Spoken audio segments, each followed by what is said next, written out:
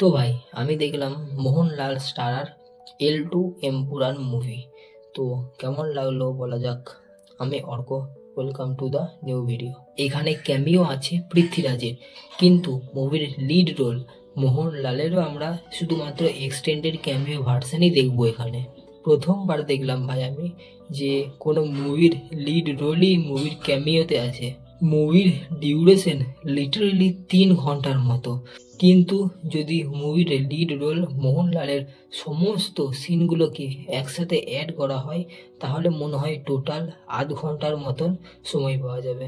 বাকি এর স্টোরি আগের পার্ট থেকেই কন্টিনিউ হয়, মানে পার্ট 2 দেখার জন্য পার্ট 1 দেখাটা খুব জরুরি। আর পার্ট 1-এর থেকে যদি এর পার্ট 2টা কম্পেয়ার করা হয় তাহলে বলবো পার্ট 1টা পার্ট 2-এর থেকে অনেক ভালো ছিল। পার্ট 2-এ মেকার্সরা একটু বেশি ঘুরিয়ে ফেলেছে। এখানে দু রকমের স্টোরি দেখানো হয়, যেখানে একদিকে দেখানো হয় পলিটিক্সের স্টোরি আর একদিকে দেখানো হয় পৃথ্বীরাজের ব্যাক স্টোরিকে। আর এই পার্টটাই ছিল মুভির সব থেকে বেস্ট পার্ট। এই সিনটা যতক্ষণ মুভিতে চলতে থাকবে কন্টিনিউয়াসলি আমাদের গুজবাম্পস থাকবে ভাই। মুভির শুরুর একদম 20 মিনিট টপ নচ থাকবে। মুভির মধ্যে যত ব্রুটালিটি দেখানো হয়েছে তার মধ্যে এই 20 মিনিটে সব থেকে বেশি দেখানো হয়েছে।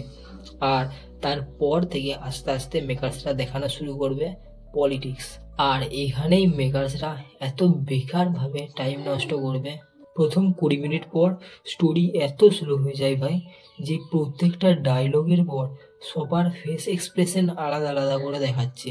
এটা এর আগে আমি সিরিয়ালে দেখেছিলাম ভাই, যে প্রত্যেকটা ডায়লগের পর যতগুলো মেম্বার থাকবে সবার ফেস এক্সপ্রেশন আলাদা আলাদাভাবে দেখানো, যাতে তাদের এপিসোডের লেন্থটাকে আরও বাড়ানো যায়। কিন্তু মুভিতে এসব না করাটাই ভালো ছিল মেকার্সদের পক্ষে।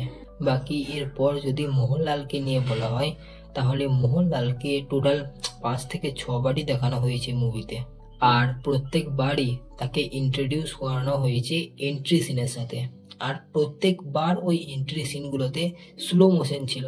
ভাই মিথ্যে কথা বলবো না, প্রথম দুবার যে স্লো মতে এন্ট্রি ছিল সেটা তাও ঠিকঠাক ছিল, কিন্তু 6 বারই এন্ট্রিগুলোকে স্লো মতে দেখানো একদম বেকার লেগেছে। মেকার্সরা যদি মুভির মধ্যে এসব ফালতু জিনিসগুলোকে কম করতো তাহলে মুভির লেন্থও হয়তো 3 ঘন্টা থেকে আরো অনেকটা কমে যেত। বাকি মুভির সিনেমাটোগ্রাফি আর ক্যামেরা ওয়ার্ক খুব ভালো লেগেছে আমার। আমাদের অডিয়েন্স হিসেবে সিনগুলোকে দেখতে বেশ ভালো লাগবে। আর এর ক্লাইম্যাক্স পার্টটাও ভালো ছিল, কিন্তু predictable. By the way, movie শেষ হতে না হতেই উঠলে কিন্তু হবে না, কারণ এই মুভির শেষে একটা এন্ড ক্রেডিট সিন আছে যেটা মুভির সাথেই কানেক্ট করা। আর সাথে এর 3 নাম্বার পার্টেরও অ্যানাউন্স একবারে এখানেই করে দেওয়া হয়েছে। বাকি মুভির মধ্যে কোনো আননেসেসারি গান নাই, থাকলেও সেটা মুভির সাথে সাথেই চলতে থাকে, যেটা একটা ভালো ব্যাপার। বাকি অ্যাক্টিং সবাই দারুণ করেছে, মুভির প্রেজেন্টেশন ভালো ছিল, ক্যামেরা ওয়ার্কও বেশ ভালো ছিল।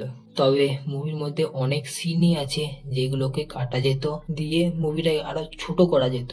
সাথে মুভির মধ্যে যে এতগুলো স্লো মো দেখানো হয়েছে সেইগুলোকেও অনেকটা কম করা যেত।